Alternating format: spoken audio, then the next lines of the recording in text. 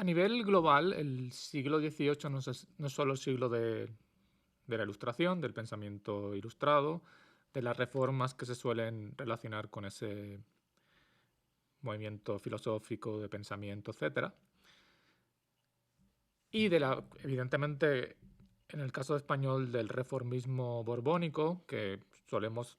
insistir sobre todo en la figura de Carlos III. Es también el siglo XVIII el siglo de la independencia de Estados Unidos, el siglo, según buena parte de los teóricos sobre el nacionalismo, en el siglo XVIII aparecerían los primeros nacionalismos modernos. Lo interesante aquí es que, por ejemplo, un teórico historiador como Benedict Anderson propone que el primer nacionalismo es criollo, es decir, surgiría en las Américas. Y ahí tenemos otro elemento importante e interesante que explica en parte, por lo menos el contexto de las independencias de los países latinoamericanos que habían sido territorio de la monarquía hispánica, y es cómo afecta la lógica de las reformas, las transformaciones del gobierno, la economía, incluso una nueva idea de utilizar la ciencia como un elemento esencial en las políticas modernas. Todo eso se da durante el siglo XVIII, sobre todo con Carlos III. Y entonces tenemos esa idea claramente de vamos a utilizar los recursos disponibles de manera más eficiente, vamos a intentar conocer qué recursos en términos de población, actividades económicas, recursos mineros, tenemos para poder explotarlos de manera más eficaz, para poder extraer más recursos que financien el Estado, las guerras, el ejército. Entonces, esa política se da tanto en la península como en los territorios coloniales, incluyendo, por ejemplo, expediciones científicas. Entonces, en esa lógica va a aparecer una política que claramente quiere explotar también el comercio con América y controlar más directamente, claro,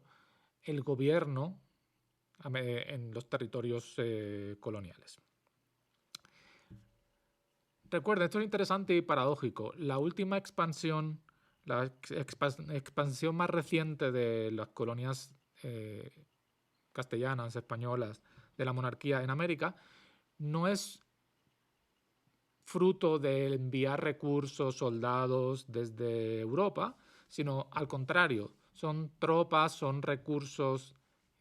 podríamos decir, criollos, a veces incluso indígenas, los que, por ejemplo, explican la última expansión española en California y en ciertas áreas marginales, ¿no?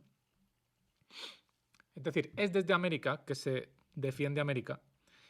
del siglo XVII al siglo XVIII, y es a partir de recursos americanos, de tropas americanas, de tropas criollas, también que se defiende y se expande ese territorio.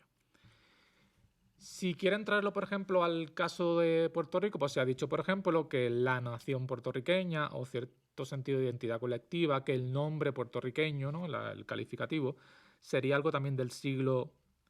XVIII, precisamente. Pero lo que nos interesa aquí es otra cosa, no solo que aparezca el nombre o cierta identidad colectiva, sino que, vamos a lo mismo, las políticas llevadas a cabo desde Madrid, por la monarquía borbónica, quieren controlar, quieren nombrar todos los puestos importantes de América. Si acaso, otra vez, solo las milicias coloniales son una fuerza, digamos, local, ¿no? Inevitablemente. Pero los gobernadores, los cargos eclesiásticos son nombrados desde Europa y se nombra a peninsulares. Y eso es interesante, es importante, puede ser un factor que contribuyó, junto a, como ya hemos hablado en algún momento, un vacío de poder, una falta de comunicación entre la península y América durante las guerras napoleónicas. Ese hecho de que se nombren a los cargos principales desde Europa y que sean peninsulares los nombrados, es interesante, es importante para explicar por qué una parte de los criollos, una parte de los españoles en América, van a distanciarse cada vez más de la monarquía, de los intereses de la monarquía. Van a entender además que tienen que defenderse solos, y esto sucede en Puerto Rico, sucede en Buenos Aires, es decir, en el marco de las guerras napoleónicas, incluso antes, quienes defienden pues, San Juan de Puerto Rico, Buenos Aires, la ciudad que sea, milicias locales no las tropas españolas, que son mínimas.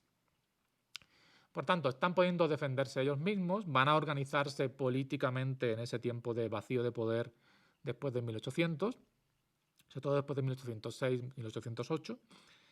y además están siendo conscientes que las políticas de la monarquía no son para favorecer el desarrollo económico, el comercio de América, sino para explotar los mercados de América, para beneficiar al comercio peninsular, para extraer más recursos desde la península. Es un poco también la política que llevaba a cabo en esa misma época, un poquito antes, el Reino Unido respecto a las colonias americanas, que precisamente van a desembocar en la independencia de las 13 colonias, ¿no? Es algo similar. Por tanto, las reformas borbónicas son uno de los factores que explican cómo hay un distanciamiento, unos intereses diferentes, una necesidad también de tener poder, influencia, que antes existía y que las reformas les quitan a las élites criollas, y que en parte explican por qué una parte de esos grupos van a acabar siendo partidarios una vez se organicen en juntas de gobierno y juntas de defensa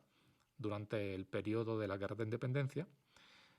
que esas juntas acaben siendo no solo de defensa, sino muchas veces juntas ya directamente independentistas que se quieren separar de la monarquía hispánica.